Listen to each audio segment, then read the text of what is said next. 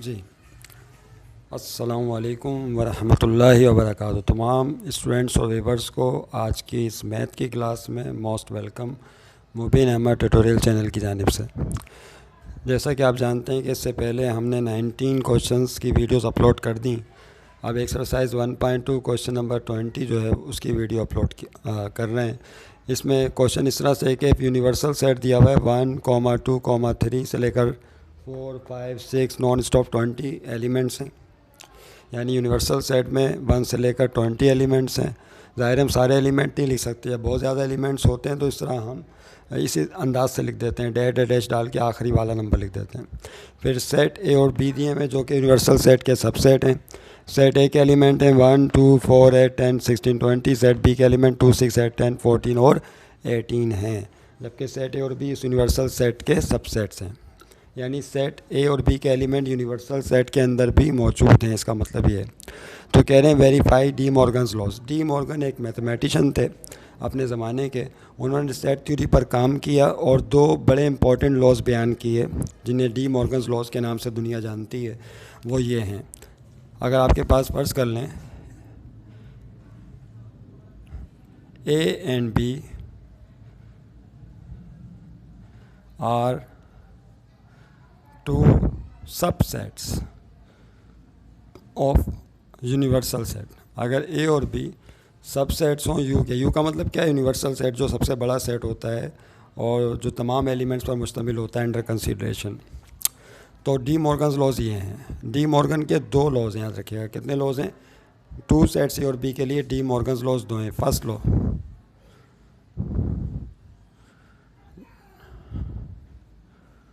D Morgan's laws की जो कवानीन है वो दो हैं सेट थ्योरी में। पहला कहलाता है A union B dash whole dash is equal to A dash intersection B dash. और दूसरा लॉ, पहला लॉ क्या है? A union B whole dash is equal to A dash intersection B dash.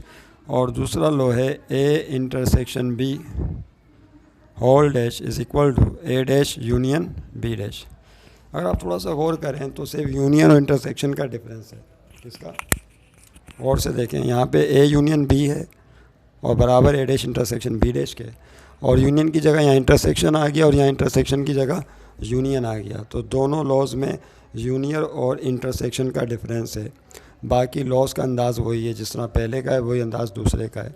तो ये दोनों लॉज हमें प्रूव करने इस क्वेश्चन नंबर 20 के लिए। इम्तिहान में कोई एक लॉ प्रूव करने के लिए आता है क्योंकि क्वेश्चन थोड़ा सा लेंदी हो जाता है। तो देखिए डी मॉर्गन लॉ ही आपके सामने तीन सेट हैं, यूनिवर्सल सेट है, सेट बी। तो सबसे पहले हम ये फर्स्ट लॉ प्रूव करेंगे। कौन सा? पहला लॉ। उसके बाद फिर सेकंड लॉ आसान हो जाएगा। तो अब आपकी हेडिंग क्या होगी सॉल्व में? First law. पहले आप डी मॉर्गन का फर्स्ट लॉ प्रूव करेंगे, उसको लिख लीजिए। फर्स्ट लॉ क्या है? फर्स्ट लॉ ये है कि A union B dash whole dash या कॉम्प्लीमेंट भी कहते हैं बराबर होता है A dash intersection B dash. अब देखें प्रूफ डेट हम पिछले सवाल में सीख चुके हैं किस तरह चीज़ों को प्रूव करते हैं। इसमें एक लेफ़्ट हैंड साइड होती है और दूसरी right hand side. Is equal to के सिर्फ लेफ़्ट हैंड साइड कहलाती है, इज़ इक्वल टू के दूसरी जानिब राइट हैंड साइड। तो कायदा ये होता है कि पहले लेफ़्ट हैंड साइड को सॉल्व करते हैं और इक्वेशन 1 का नाम दे के रोक देते हैं। फिर राइट हैंड साइड को सॉल्व करेंगे, उसे इक्वेशन 2 का नाम दे के रोक देंगे। तो जो जवाब लेफ़्ट हैंड साइड का आया वही आंसर राइट हैंड साइड का भी आना चाहिए, तो प्रूव हो जाएगा। तो पहले लिखेंगे solving left hand side, solving left hand side. देखिए लेफ़्ट हैंड साइड कैसे सॉल्व होगी। ये आपके सामने यूनियन बी कॉम्प्लीमेंट है, तो इसके अंदर पहले आपको ए और बी सेट का यूनियन लेना होगा। जब यूनियन आ जाए तो उसका डैश या कॉम्प्लीमेंट लेंगे। तो पहले आप लेंगे ए यूनियन बी। तो सेट ए देखो ऊपर क्या लिखा हुआ है, यहाँ से देखें सेट ए 1, 2, 4, 8, 10, 16 और 20। उसके बाद अपने साथ पेन पेंसिल रखें, मेरे साथ साथ लिख लें, वीडियो को स्टिल करके भी लिख सकते हैं। और उसके बाद यूनियन, फिर सेट बी लिखें 2, 6, 8, 10, 2, 6, 8, 10, 14 और 18, 2, 6, 8, 10, 14 एंड 18। अब इनका यूनियन नहीं, आप जानते हैं यूनियन में सारे एलिमेंट लाइन से लिख देते हैं दोनों सेट्स के, लेकिन कोई एक एलिमेंट रिपीट नहीं होता। सेम एलिमेंट दो दफ़ा नहीं लिखा जा सकता। तो 1, 2, 3 तो दोनों में नहीं है, 2 के बाद 3 आएगा, 3 दोनों में नहीं, 4 आएगा यहाँ से, 5 दोनों में नहीं है, 6 आएगा वहाँ से, 7 दोनों में नहीं है, 8 दो में है, एक दफ़ा लिखेंगे, 8 के बाद 9 दोनों में नहीं है, फिर 10 आएगा, 10 के बाद 11 नहीं आएगा, 12 नहीं आएगा, 13 नहीं आएगा, 14 आएगा, 14 के बाद 15 नहीं आएगा, 16 आएगा, 16 के बाद 17 नहीं आएगा क्योंकि 17 दोनों में नहीं है, 18 आएगा, 18 के बाद 19 नहीं आएगा क्योंकि 19 दोनों में नहीं है, क्या आएगा, 20 आएगा। आप और करें, दोनों सेट्स के एलिमेंट को चुन के लिख दिया तरतीब से, एक तरतीब बना ली, लेकिन जो एलिमेंट दोनों में नहीं थे उनको छोड़ दिया और जो दोनों में थे उनको एक दफ़ा लिखा, रिपीट नहीं किया। तो ये ए यूनियन बी आ गया। अब इसका कॉम्प्लीमेंट निकालना है अपने नाउ। अब आप जानते हैं कि हम क्या लिखते हैं, नाउ लिखने के बाद इसका कॉम्प्लीमेंट निकालते हैं। तो कॉम्प्लीमेंट कैसे निकाला जाएगा, इट इज़ वेरी इजी। आपने लिखा ए यूनियन बी डैश, तो उसके लिए करते ही हैं कि यूनिवर्सल में से माइनस कर देंगे ए यूनियन बी को, यानी आप जो ए यूनियन बी लेकर आए हैं यूनिवर्सल में से इसको माइनस कर दीजिए, डेट्स इट। तो देखें अभी क्या हो जाएगा, इसको मिटा देते हैं। कानून तो आपके सामने आ गया है, दोनों लॉज याद रखिएगा, आप बोर्ड मिटाना पड़ेगा। तो देखिए क्या होगा, ए यूनियन बी कॉम्प्लीमेंट,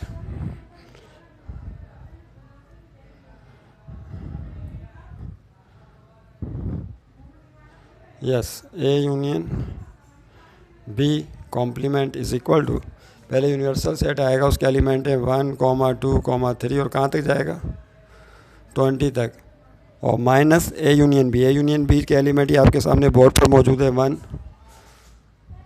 2, 4, 6, 8, 10, 14, 16, 18 और उसके बाद 20। जगह ख़त्म हो जाए तो आप नीचे लिख लीजिए 20। इस तरह से आप जानते हैं क्या करेंगे, पहला सेट था यूनिवर्सल 1 से 20 तक, दूसरा सेट यूनियन वाला माइनस कीजिए। तो पहला सेट 1 से लेके 20 तक था, इसमें से ये सारे एलिमेंट काट दें। ये कितने एलिमेंट है, 1, 2, 3, 4, 5, 6, 7, 8, 9, 10, यानी 1 से 20 तक में से 10 एलिमेंट कट जाएंगे, तो बाकी 10 बचेंगे, वो आपने सोच के लिखने के क्या बचेंगे। तो A union B complement is equal to, क्या बचेगा देखें, पहले सेट में से 1 कट जाएगा, 2 कट जाएगा, 3 रहेगा क्योंकि 3 वहाँ नहीं है, फिर 4 कट जाएगा, 5 रहेगा, 6 कट जाएगा, तवज्जो रहे बहुत इंपॉर्टेंट है, 6 कट जाएगा, 7 आएगा, फिर 8 कट जाएगा क्योंकि उसके एलिमेंट कट जाएंगे, 9 आएगा, फिर 10 कट जाएगा, 11 आएगा, 12 आएगा, 13 आएगा, उसके बाद 14 कट जाएगा, 15 आएगा, 15 के बाद 16 कट जाएगा, 17 आएगा, 17 के बाद 18 कट जाएगा, 19 आएगा, फिर 20 भी कट जाएगा। तो पहले सेट में से ये सारे एलिमेंट काट दें तो बाकी ये 10 एलिमेंट बचेंगे, 1, 2, 3, 4, 5, 6, 7, 8, 9, 10। इस तरह से आपका लेफ़्ट हैंड साइड मालूम हो जाएगा। तो ये आ गई लेफ़्ट हैंड साइड, इसको नाम देते हैं इक्वेशन नंबर 1 का। Okay, this is your equation 1। तो ये आपने लेफ़्ट हैंड साइड सॉल्व कर लिया, बारी किसकी, राइट हैंड साइड की। ओके, तो देखिए राइट हैंड साइड कैसे सॉल्व होगी, सॉल्विंग राइट हैंड साइड। तो देखिए राइट हैंड साइड में क्या करेंगे, अभी यहाँ बहुत ज़्यादा किचपिच हो जाएगा मामला, चलें ठीक है, राइट हैंड साइड सॉल्व करते हैं। राइट हैंड साइड में क्या है देखें, ए डैश इंटरसेक्शन बी डैश है, तो राइट हैंड साइड में पहले ए डैश निकालेंगे, उसके बाद बी डैश निकालेंगे, जब वो निकल आएगा तो फिर उसका इंटरसेक्शन निकालेंगे। तो पहले आपने ए डैश निकालना है। ए डैश निकालने का तरीका क्या होता है, यूनिवर्सल में से ए को माइनस कर दीजिए, याद है ना, ए डैश निकालने के लिए क्या करते हैं, यूनिवर्सल में से ए को माइनस कर दीजिए। तो यूनिवर्सल सेट क्या दिया हुआ है, 1 से लेकर 20 तक, 1, 2, 3, 20 तक जाएगा, फिर माइनस सेट ए, सेट ए के एलिमेंट लिखें। तो सेट ए के एलिमेंट यहाँ से देखें, 1, 2, 4, 8, 10, 16, 20, 1, 2, 4, 8, 10, 16 और 20। वीडियो स्टिल या पॉज करके आप लिख सकते हैं step by step. Okay, minus कीजिए। अब मेरे सॉल्व करने से पहले आप सॉल्व कर लीजिए, फिर उसके बाद जब मैं करूँ तो मैच कर लेना। तो 1 से लेकर 20 तक में से ये एलिमेंट काट दें, 1, 2, 3, 4, 5, 6, 7 काट दें। जब फिर एलिमेंट कट जाएंगे तो बाकी 13 बचेंगे। कौन कौन से एलिमेंट होंगे, 1 कट जाएगा, 2 कट जाएगा, 3 बचेगा, 4 कट जाएगा, 5 आएगा, 6 किया, 6 बचेगा, 7 बचेगा, 8 कट जाएगा, 9 बचेगा, 10 कट जाएगा, 11, 12, 13, 14, 15 बचेंगे, 16 कट जाएगा, 17, 18 और 19 बचेंगे और 20 कट जाएगा। देखो ये 13 एलिमेंट होने चाहिए। 1, 2, 3, 4, 5, 6, 7, 8, 9, 10, 11, 12 और 13। ये चेक करने का रफ तरीका है कि पहले सेट 20 एलिमेंट्स पर मुश्तमिल है, उसमें से 7 एलिमेंट आपने काट दिए तो बाकी 13 ये बचेंगे। ये आपने क्या निकाल लिया भाई, ए डैश।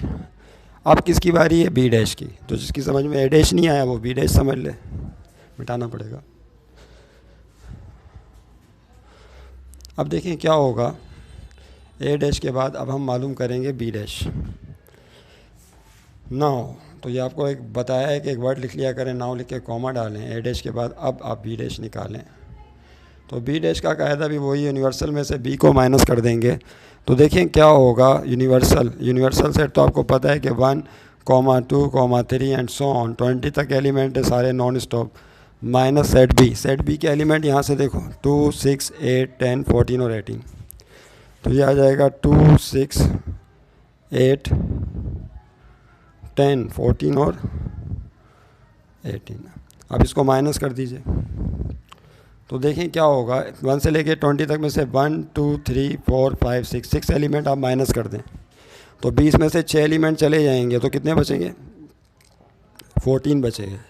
तो 14 एलिमेंट कौन कौन से होंगे देख लें। 1 रह जाएगा, 2 कट जाएगा, 2 उसमें मौजूद है ना, इसमें कट जाएगा, 3, 4 आएगा, 5 आएगा, फिर 6 कट जाएगा क्योंकि 6 वहाँ पर है, फिर 7 आएगा, 8 कट जाएगा, 9 आएगा, 10 कट जाएगा, 11, 12 और 13 ये बचेंगे, फिर 14 कट जाएगा, फिर 15, 16, 17, फिर 18 कट जाएगा और बचेगा 19 और 20। देखें कितने एलिमेंट बचने चाहिए थे, 6 कटने के बाद 14।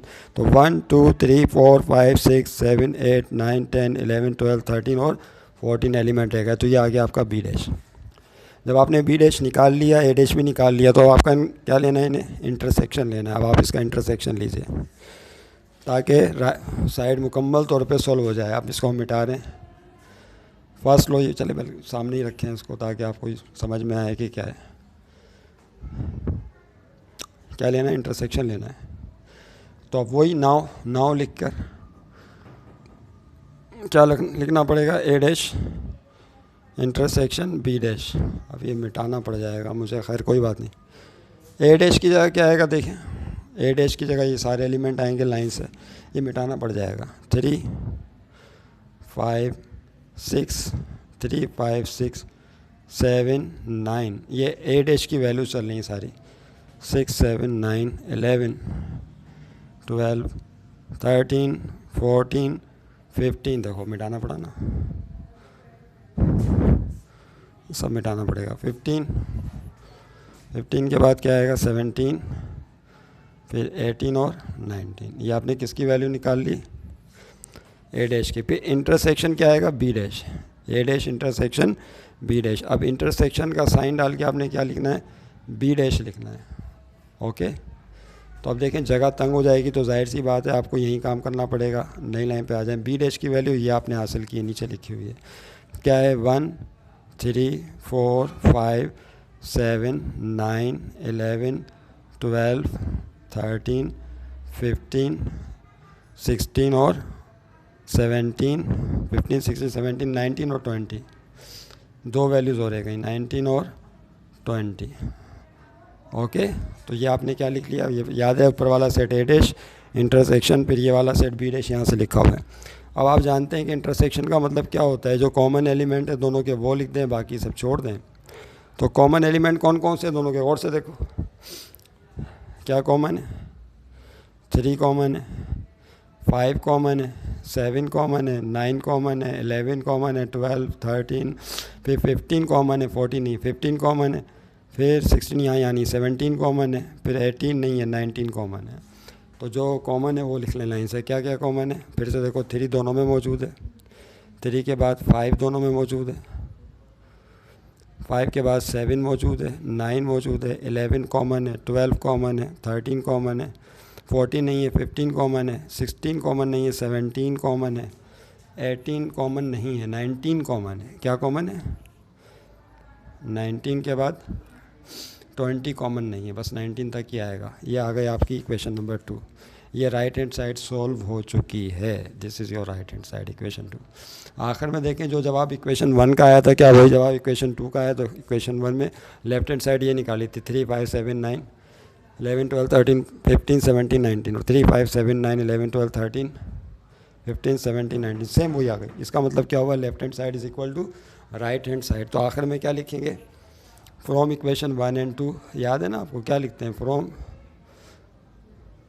Equations 1 and 2। ये लिखने के बाद जो कानून था वो लिख देंगे। वो कानून क्या था कि ए यूनियन बी डैश, जगह तंग हो रही है, परेशानी हो, आप कानून यही लिखने हैं। ये जो लिखा हुआ है ना, इसी को लिख लें दोबारा।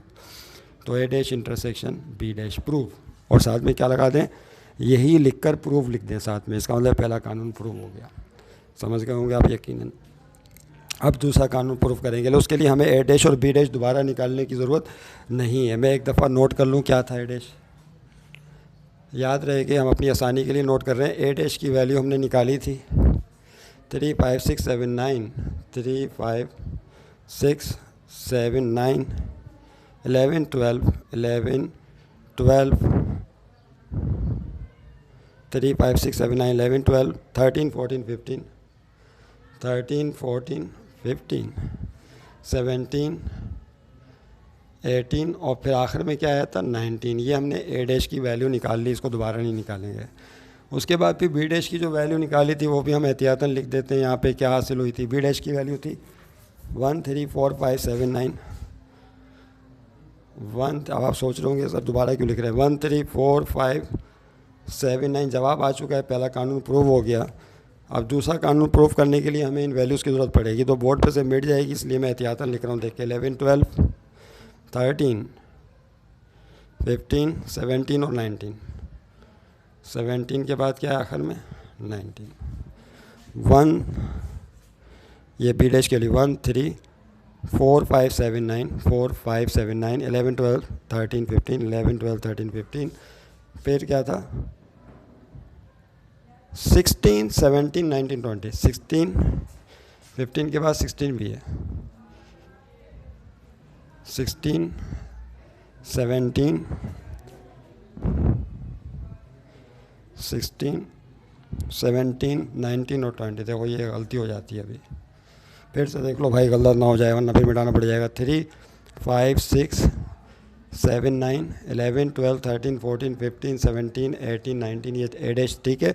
ये वाला सेट बी डैश चेक कर लें यहाँ से यहाँ तक, इसमें कोई गलती ना हो।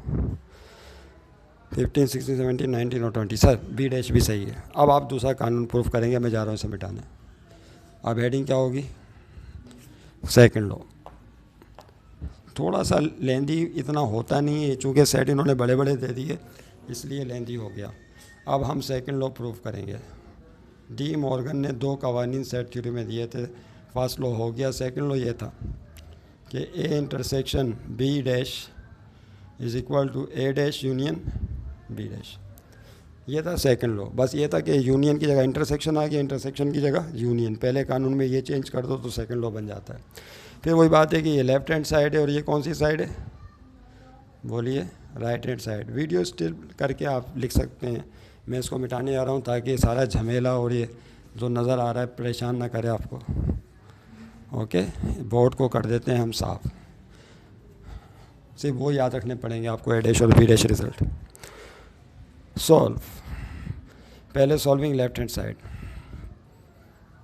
देखिए अब ये दूसरा कानून प्रूफ करना है आपको, तवज्जो रहे। दूसरे कानून को प्रूफ करने के लिए बिल्कुल same left hand side solve करेंगे। पहले इक्वेशन 1 बनाएंगे, फिर उसके बाद राइट हैंड साइड को सॉल्व करेंगे, इक्वेशन 2 बनाएंगे। तो लेफ्ट हैंड साइड पहले सॉल्व कर रहे हैं। वो क्या है? ए इंटरसेक्शन बी पहले निकालना पड़ेगा इसमें। तो देखें ए इंटरसेक्शन बी, पहले सेट ए आएगा। सेट ए देखो क्या है? 1 2 4 8 10 16 एंड 20। फिर इंटरसेक्शन बी, बी सेट लिखेंगे। बी सेट क्या है? 2 6 8 10 14 और साथ में है 18। 2 6 8 10 14 एंड 18। सही है भाई? 1 2 4 8 10 16 और 20। यस, इसका इंटरसेक्शन लीजिए। इंटरसेक्शन में कॉमन एलिमेंट लिखते हैं, याद है ना आपको, कॉमन एलिमेंट जो दोनों में हो। यहाँ पर 2 इसमें भी है और इसमें भी है, तो 2 कॉमन हो गया। और उसके बाद 4 नहीं है कॉमन। 8, यस 8 इसमें भी है और इसमें भी है, तो 8 भी कॉमन हो गया। 10 दोनों में मौजूद है, इसमें भी है और इसमें भी है, तो 10 भी कॉमन हो गया। 16 इसमें उसमें नहीं है, 20 इसमें है लेकिन उसमें नहीं है। तो इसका मतलब है कि इनमें जो कॉमन एलिमेंट्स हैं इंटरसेक्शन की सूरत में बस वो ये 3 ही हैं। 2 कॉमन है जो दोनों में मौजूद है, और 8 भी दोनों में मौजूद है, और 10 भी दोनों में मौजूद है। यस, और कोई कॉमन नहीं है, तो ये ए इंटरसेक्शन भी आ गया। अब इसका आप क्या निकालेंगे, बोलिए, डैश। याद रहे कि ये नहीं लिखिएगा, ये तो पहले से हमने रिज़ल्ट नोट करके लिखे हुए हैं पहले प्रूफ के, जिनका इस्तेमाल यहाँ पर आएगा अभी बाद में। अब देखें, नाउ लिखने के बाद आप क्या करते हैं, बताया था ना आपको, नाउ लिख के क्या करते हैं, अब आपको डैश चाहिए इसका कॉम्प्लीमेंट, तो लिखेंगे A intersection B the whole dash या कॉम्प्लीमेंट। तो उसका तरीका ये है कि यूनिवर्सल में से माइनस कर देंगे ए इंटरसेक्शन बी को। क्या करना होगा, यूनिवर्सल में से ए इंटरसेक्शन बी को माइनस कर दीजिए। तो यूनिवर्सल सेट पहले लिखा जाएगा, डेट इज़ 1 2 3 सो ऑन, और आखिर में कौन है 20, और minus A intersection B. A intersection B आपने निकाला है 2 8 और 10। अब ये लेंदी हो गया है क्वेश्चन, क्योंकि सेट बड़ा बड़ा दिया हुआ है, बड़े बड़े एलिमेंट ज़्यादा दिए हुए हैं, इस वजह से लेंदी हो रहा है, वरना इतना आसान है, बिल्कुल तरतीब बनी हुई है। 1 से 20 तक में से 3 एलिमेंट काट दें तो 17 एलिमेंट बचेंगे, जिनके अंदर 2 नहीं होगा, 8 नहीं होगा और 10 नहीं होगा, बाकी सब होंगे। तो 1 2 कट जाएगा, 3 4 5 6 7 8 कट जाएगा, 9 10 कट जाएगा, उसके बाद 11 12 13 14 15 16 17 18 19 एंड 20 सब आ जाएंगे। इस तरह से आपका ए यूनियन बी डैश या कॉम्प्लीमेंट हासिल होगा। ये आ गई इक्वेशन नंबर 1 दूसरे प्रूफ के लिए। क्या आ गई इक्वेशन 1, यानी 1 से 20 तक में से 3 कट गए तो बाकी 17 तो बचेंगे ना, जिनमें 2 8 और 10 नहीं होगा, बाकी सो होंगे 17 एलिमेंट्स टोटल। उसके बाद देखें क्या होगा, अब राइट हैंड साइड निकालनी है, तो A dash union B dash. अब आप सॉल्व करेंगे राइट हैंड साइड, और हम जा रहे हैं इसको मिटाने। स्टिल करके नोट कर लें वीडियो को। क्या लिखेंगे इसके नीचे, बोलिए, उसी के नीचे आएगा, ज़ाहिर इक्वेशन 1 के नीचे सॉल्व करना होगा आपको। सॉल्विंग, क्या सॉल्विंग